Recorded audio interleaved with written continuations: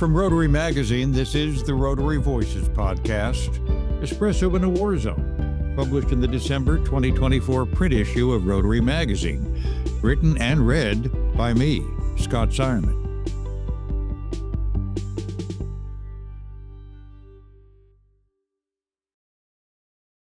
Travel is broadening, enriching, and sometimes a pain in the butt. Over the past few decades, I've been blessed to be able to see much of the world.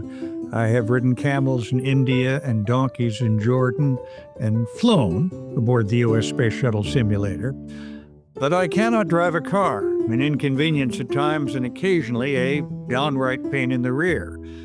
As the woman sent with me to Saudi Arabia as the producer for coverage of the first Gulf War resoundingly complained over the phone to our foreign desk, "You have sent me somewhere women cannot drive," with a reporter who happens to be the one American male who doesn't have a driver's license.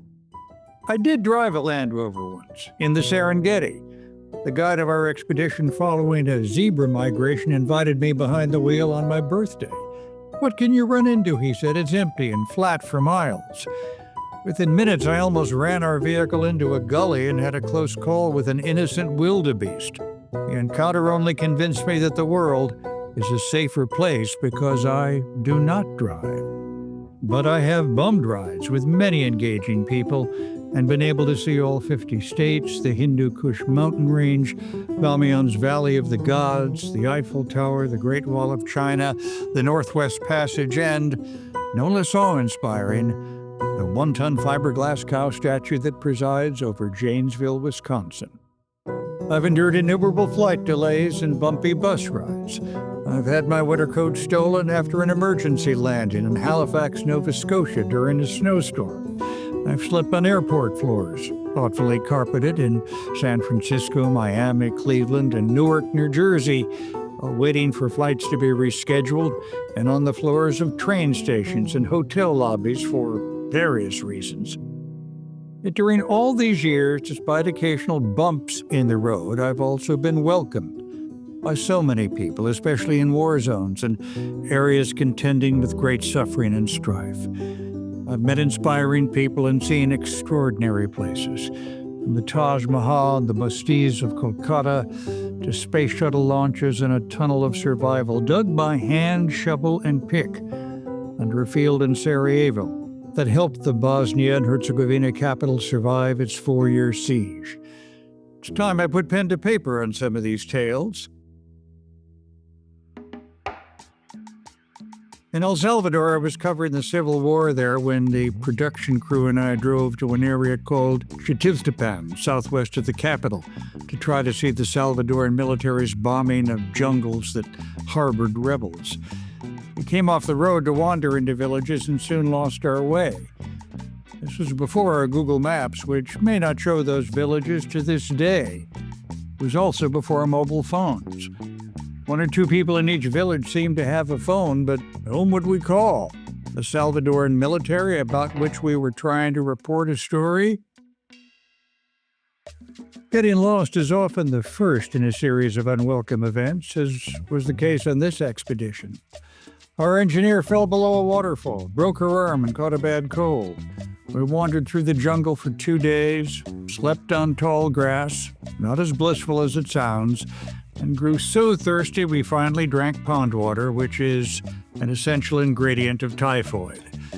Once when I interviewed villagers along the way, I felt 1,000 small bites being taken out of my legs. Fire ants! The folks we were interviewing stripped off my pants, bless them. True hospitality can take many forms, slapped off the ants with rags and doused my burning legs with vinegar. "Don't worry," a woman told me, "I do it to my children." Which is not the kind of reassurance a grown man, bright red with embarrassment, wants to hear. Finally, we somehow got to a road and hailed a ride on a truck carrying coffee plant workers who thought our whole story was pretty hilarious. We went to an ER back in San Salvador where the staff put our engineer's arm into a cast and told us, "I think you were not cut out for life in the country." About a month later, I was one of several journalists whose name was put on an enemies list, and I didn't even get a lousy T-shirt. As our engineer said, You can't even keep ants out of your pants. I've stayed in a few five-star places with crisp sheets and deep baths, and in a barely roofed hostel in the Tigray region of Ethiopia in the late 1980s, toward the end of a long civil war. Truck drivers transporting vital relief supplies would overnight at the hostels, exhausted and thirsty, and wind down with a mug or more of traditional Tello beer. Winding down all night, it seemed to me and my producer, as we heard the drivers singing mournful Amharic ballads as we tried to sleep. The blankets looked as if they'd been used to smother fires. They probably had, and we were told to pull them over our heads. Would it be hard to breathe, we inquired. The roadside hostel proprietor told us, yes, but that way the rats won't bite your faces. Well then, enough said. Yet as we learned, the rats were drawn by the presence of food. Therefore, they were oddly welcome visitors. I remember hearing tiny steps scuttle overhead and calling out to my producer, "Reindeer, I'm sure." But we did not have to fall asleep hungry like so many Tigrayans, or fearful. Travel can often remind us of what we cherish at home. A few weeks later, we traveled to a camp in Eritrea that sought to give refugees food and shelter. We were walking through lines of people, handsome and looking haggard and worn from long journeys. We smiled and quietly asked them to tell us their stories. Soon I smelled coffee.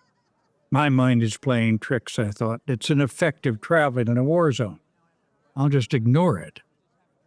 Then I heard the distinctive gurgle of an espresso machine and was sure I heard pops of coffee-scented steam. My nose and my ears are playing tricks on me now, too, I told staffers from an international aid group who oversaw the camp. I think I smell espresso. And so I did. The Zarai family had been forced to flee their home near Massawa on the Red Sea one night a few weeks before, carrying only the clothes they wore, a few family photos folded into pockets, small pieces of jewelry to offer as bribes to corrupt local officials along the way, and a small steel espresso pot. "You must join us," said the father, who pressed a small clay cup into my hands. The brew was sharp, dark, and fresh. Yes, I felt revived. We sat down in the circle of their family, sons, daughters, an aunt, an uncle, a cousin or two. They ground a few more blackened beans into a small stone bowl and boiled water from a relief jug. They told us their stories. The roar of bombs in Massawa, the gashing of treetops by regime artillery, the quick consideration of what they truly needed to dash into a strange and dangerous night to survive. But soon they began to ask about us. Where were we from? Why would we come there from fat and peaceful America? Did we know a cousin of theirs who was said to be in Oakland or Indianapolis? The coffee? It's good, they asked. I had another cup and one more. In a matter of minutes, our relationship changed. We were no longer reporters interviewing victims or refugees. We were guests being welcomed by a family. They were hosts, not refugees. We were travelers sharing a few moments of, dare I suggest as much in the midst of a war, in the misery of a refugee camp, rest, diversion, and even friendship. Travel can put the most unexpected people together in the most improbable places and help them see how we're all made of the same human clay. I was going through customs at the U.S.-Canada border one February night when we were told the facility had to shut down. Immediately. There was audible grousing even from Canadians who were famed for their extraordinary courtesy. When we noticed on the overhead screens that it was the final minutes of the Canada-USA men's hockey gold medal match for the 2010 Olympics, grousing travelers became engrossed fans. Canadians and Americans went back and forth with each other. "That's a great shot," Canadians agreed as Team USA scored a goal to tie the game, forcing the match into sudden death. And then when Canada's Sidney Crosby took a pass to score 7 minutes and 40 seconds into overtime, Canadians cheered and Americans smiled. "What are you going to do?" we asked. It said the kid.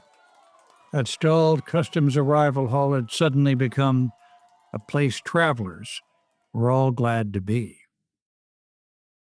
While making our way to Bosnia to cover the siege of Sarajevo, a recording engineer and I noticed that the border guards of one Balkan nation in particular would help themselves to several small items on the top of our cases.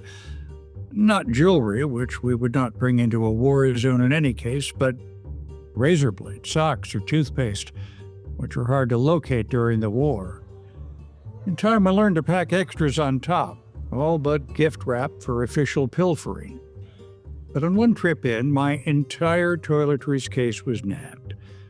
I despaired at borrowing spare items from colleagues for months on end. I mean, do you think reporters are a reliable source of fine grooming supplies? And so we went into a Sarajevo street that had been carefully turned into an informal market for personal items. People opened bags and cases to offer old or half-used tubes of toothpaste and antiperspirant, quarter-full bottles of shampoos and soaps, many of them likely left in the rubble of apartments, shattered and bombed. The man looking to buy toiletries joked. At least I think it was a joke. "Hey, that's my aftershave. It was a Christmas gift." For a moment, we felt less like travelers and journalists, and more like Sarajevans, whom we so admired. Our family now often travels across borders with our dog, Daisy, who rides in a carrier that fits under her seat. He is not a service animal, although that is honored service, but a member of our family. Daisy, who is a French poodle, travels with a record of her inoculations in an EU document the size of a passport. As it includes her photo, we call it her EU passport. French border agents almost never fail to open Daisy's passport and admonish her through the glass panel. Look right, hein? Now left, hein? All right, it is you. You may proceed.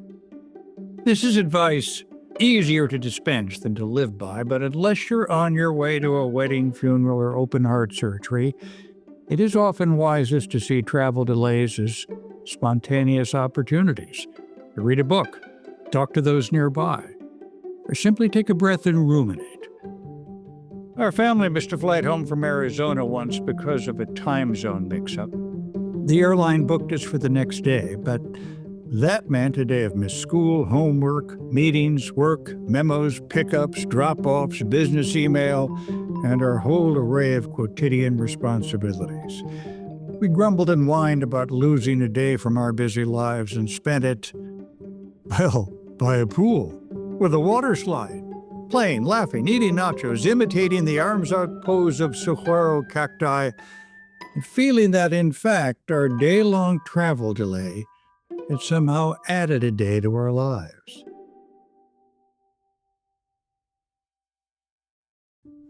One of the most cherished memories in my life is landing in Chicago after an overnight flight from China with our now oldest daughter in our arms, whom we had just adopted from an orphanage. We were dressed in stretchy gym clothes. The families alongside us in passport control from Poland, Ireland, Nigeria, and elsewhere around the world tended to dress in suits and dresses for the occasion.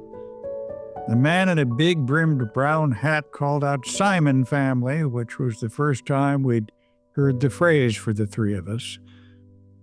He checked and stamped our paperwork and put his large hand under our daughter's small, soft chin. "Welcome home, sweetheart," he said, and we melted.